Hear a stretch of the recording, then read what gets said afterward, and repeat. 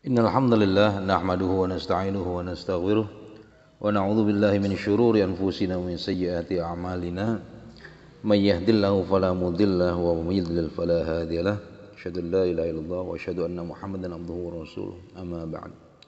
Khadiman yang berbahagia, kita bahas lagi tentang apa yang Allah sanggah terhadap moral yang kita persembahkan dalam peri kehidupan yang kita jalani sekarang ini, yaitu di mana Allah menyanggah moral rendah manusia dengan suatu garis hidayah di mana itu akan memberikan petunjuk, dan garis idlal, garis di mana kita akan menjalani kekeliruan dalam hidup atau kesesatan. Hal ini Allah ungkapkan dalam firman-Nya, a'udzubillahi minasyaitonir rajim. Wa ma kana Allahu liyudhilla qauman ba'da idh hadahum hatta yubayyana lahum ma yattaqun. Dan Allah sekali-kali tidak akan menyesatkan suatu kaum setelah mereka diberinya petunjuk, sehingga dapat dijelaskan kepada mereka apa yang harus mereka jauhi.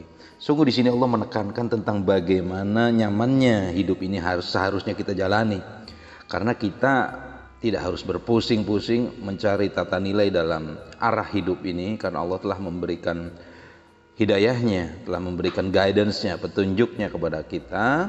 Dan terlebih hatta yubayyinu lahum ma yattaqun, yaitu dijelaskan tentang apa-apa yang harus kita jauhi di sini. Tapi tentang apa yang kita jauhi dan apa yang harus kita kerjakan, Allah tekankan di sini dalam suatu kalimatnya, innallaha bikulli syai'in alim. Sungguh Allah Maha mengetahui segala sesuatu. Wa iyyaru sabila rusydi la yattakhidhuhu sabila. Dan jika mereka melihat jalan yang membawa kepada petunjuk, mereka tidak akan menempuhnya, kata Allah. Wa iyyaru sabilal ghayyi yattakhidhuhu sabila. Tetapi jika mereka melihat jalan kesesatan, mereka menempuhnya. Oleh karenanya perlu ada upaya lah tawasi dalam urusan bil haq, dalam urusan berwasiat, menasihati dalam urusan kebenaran, dan saling menasihati dalam urusan kesabaran. Maka keterangan ini menjadi sekian banyak dari jalan petunjuk agar gerak lurus akal kita tetap pada fitrah yang bersih. Tapi syaratnya jangan kotori pikiran kita dengan sampah-sampah dari nilai-nilai di luar Islam. Karena diantaranya tentang kehidupan yang serba materialistik dan hedonistik sekarang ini, maka akan menyerumuskan kita dalam godaan rakus cinta yang berlebihan terhadap harta. Ukuran materi ini menjadi tujuan hidup. Apapun yang kita lakukan berujung pada indeks dan ukuran harta yang kita ingini. Islam bertugas menjaga fitrah manusia ini dengan memberi penanda melalui Rasulnya Muhammad SAW. Sebagaimana sabdanya, yashibu ibnu Adam wa tashubbu ma'ahu khoslatani.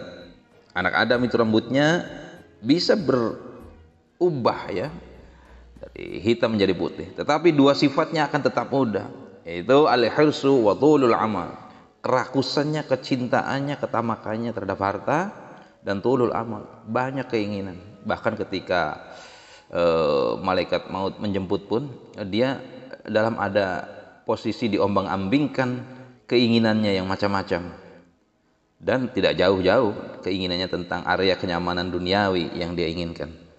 Bila demikian adanya, maka kita akan dikepung oleh suatu sifat yang jelek tentunya pada kita.